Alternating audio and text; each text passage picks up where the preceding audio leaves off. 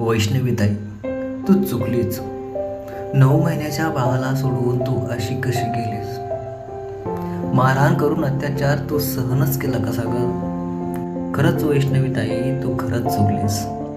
सासरच्याने केलेल्या त्रासाला तू सामोरे का नाही गेलीस?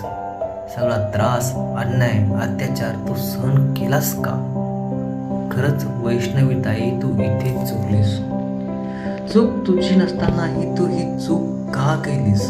वैष्णवीताई, खरंच तू इथेच चुकली. नवऱ्याने दिला त्रास तू सहन करत राहिलीस. वैष्णवीताई, तू खरंच इथेच चुकलीस. नणंद जाऊ, सासू सासरे तुला सतत टॉर्चर करत राहिले. खोटपणे तू ते सगळं सहन करत राहिलीस. वैष्णवीताई, तू खरंच इथेच चुकलीस. 51 तोळे आणि फॉर्च्युनरच्या लोभापायी ती आपली माणसेच विसरून गेली. वैष्णवीताई, तू त्या परक्या लोकात जाऊन खरंच चुकलीस. वाईट सासू सासऱ्यांपासून तू दूर गेलीस, पण तुझ्या आई बाबांपासूनही तू खूप दूर गेलीस. वैष्णवीताई, तू खरंच इथेच चुकलीस. 9 महिन्याच्या बाळाला तू आत्ताच पोरग करून गेलीस. वैष्णवीताई, तू खरंच इथेच चुकली.